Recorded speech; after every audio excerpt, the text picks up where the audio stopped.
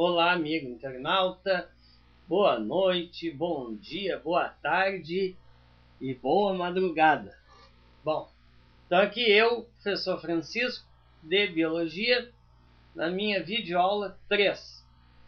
Bom, vamos lembrar alguns conceitos, algumas coisas, né, para continuar na nossa genética. Vamos lembrar que na fecundação ocorre a união dos gametas. Até aí, ok. Gametas, células sexuais, as células germinativas. Esses gametas, eles possuem um número haploide de cromossomos. Isto é, eles têm a metade do número total de cromossomos. Então aqui vamos nos reportar a nossa espécie, o nosso número de cromossomos. Então, espermatozoide do homem, 23 cromossomos. Óvulo da mulher, 23 cromossomos. No momento da união, nesse processo da fecundação, ocorre a formação do zigoto. E o zigoto, então, ele é, vamos dizer assim, um organismo, uma entidade biológica com número diploide, ou seja, 46 cromossomos. Aí então que nós vemos que esses 46 cromossomos eles estão dispostos aos pares, né? Então temos 23 pares de cromossomos. Cromossomos esses chamados então, PLIN, né? Os cromossomos homólogos. Então para nós, o que é o cromossomo homólogo? Sendo cada um dos 23 pares, o total de 46, o cromossomo homólogo, ele é a união de um cromossomo que vem do pai, lá dos 23, e os outros 23 da mãe. Relembrando os homólogos, então, o conceito básico. São cromossomos que têm a mesma posição do centrômero, que é aquela partezinha que separa em dois braços, não é? E a sequência de genes de um é igual à sequência de genes do outro. Bom, vamos lá para o DNA. Bom, vale lembrar que cromossomo é formado por DNA. Ele é um pacote de DNA. E esse DNA, por sua vez, é uma espiral dupla hélice enorme, não é? E cada sequência, então, do DNA, cada trecho do DNA, cada segmento, então, nós denominamos de gene.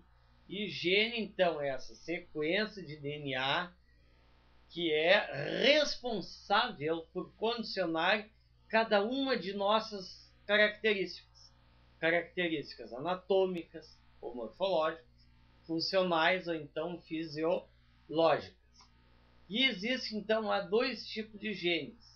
Os genes dominantes, que condicionam as características dominantes, né? Que são expressas, então, por letras maiúsculas. E há o outro gene recessivo, então, que condiciona a característica recessiva, não é? Sendo expresso, então, por letras minúsculas. Então, A pequeno, B pequeno, C pequeno. As letras maiúsculas que expressam, então, o gene dominante, temos O grande, A, B grande e C grande. Bom, então, Então, aqui, vamos ter o seguinte, vamos relembrar um experimento do Mendel, né, aquela segunda parte, em que ele pega as linhagens puras, então aqui ervilha de semente amarela, e a outra, então, as ervilhas de semente verde. Então, ele fez uma fecundação cruzada, uma polinização cruzada, resultando, então, numa descendência, então, 100% com a cor amarela das sementes. Aí, então, no conceito atual da genética moderna, a característica que impede a outra de se manifestar, que foi a amarela que impediu a verde, essa é uma característica dominante, expressa, condicionada por um gene dominante. E a verde, que é impedida de se manifestar pela cor amarela, então ela é uma característica recessiva. né? E a característica recessiva é determinada, condicionada por um gene do recessivo. Aqui, por um pequeno erro, né? Ali, característica recessiva, gene dominante, né? Então, é característica recessiva, gene recessivo, tá? Pequeno erro. Bom, vamos seguir adiante. Nosso próximo quadro. Pim. Tá? Bom, então nesse desenho, singelo desenho de um cromossomo homólogo, nós vemos aqueles verde claro. Ali, cada um desses é um gene. Podemos dizer, então, que os genes ocupam vários locais ao longo dos cromossomos, os braços dos cromossomos. E cada local que eu falei, ele se denomina locus. Então, locus, local, onde ocupa.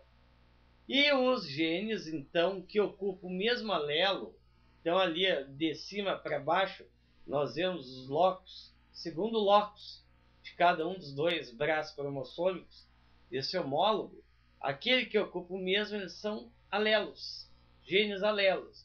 É a mesma coisa que nós morarmos, por exemplo, dois edifícios vizinhos. Um mora no quinto andar, vizinho X, vizinho Y também no quinto andar, né? Então eles são alelos, né? Eles ocupam o mesmo andar aqui no cromossomo homólogo. Isso, obviamente, a grosso modo. E esses alelos, esses genes alelos, então eles podem ser de duas maneiras: o homozigoto, né, e o heterozigoto. O homozigoto, homo de igual, lá do grego, latim, uma coisa assim, significa o quê? Que é um par de alelo composto por dois genes iguais, né? Ou seja, como a gente está vendo aqui no desenho, A grande, dois genes dominantes, ou A pequeno, dois genes recessivos.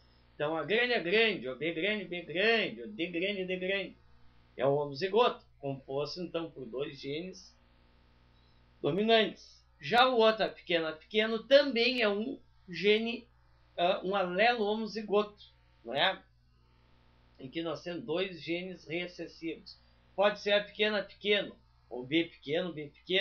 Tem gente que fala Azinho, Bzinho. Enfim, o que interessa, o que importa, né, é estar correto. E o heterozigoto, de hétero diferente, não é? Então, o heterozigoto é aquele par de alelo formado por dois genes diferentes. Nesse caso, nós vamos ter um dominante e um recessivo. A grande, A pequeno, ou B pequeno, ou E pequeno. Tá? Lembrando que letras maiúsculas expressam os genes dominantes e os recessivos são expressos por letras minúsculas, né? Então, o heterozigoto é A grande, A pequeno, um dominante e um recessivo. Ah, lembrando então que esse A grande, A pequeno, ele expressa uma característica dominante, já que o A grande, não é? Ele é um gene dominante que impede a manifestação do A pequeno, seu alelo recessivo. Correto? Correto.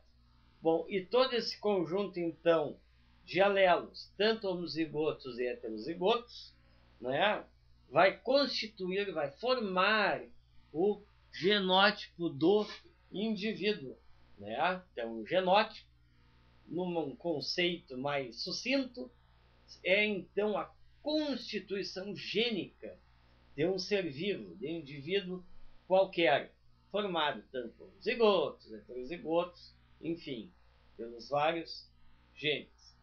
E o genótipo, então, ele sofre influência do meio ambiente, ou seja, o meio ambiente influencia a manifestação do genótipo. E essa manifestação do genótipo sob a influência do meio ambiente é o fenótipo, né? Haja vista o exemplo clássico, que é a cor da pele. Então, nós temos um genótipo que determina a nossa cor de pele.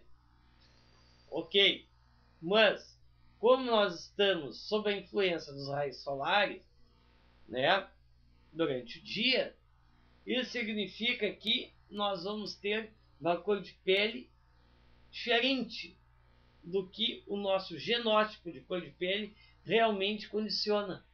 E esse é o fenótipo. Mesma coisa, dois irmãos gêmeos univitelinos, aqueles, os idênticos, não é? Então eles têm genótipo igual e, estando em ambientes diferentes, sofrem influências do meio ambiente diferentes. Ou seja, acabam tendo então fenótipos diferentes. É isso aí, pessoal. Valeu e até a nossa próxima videoaula. Espero.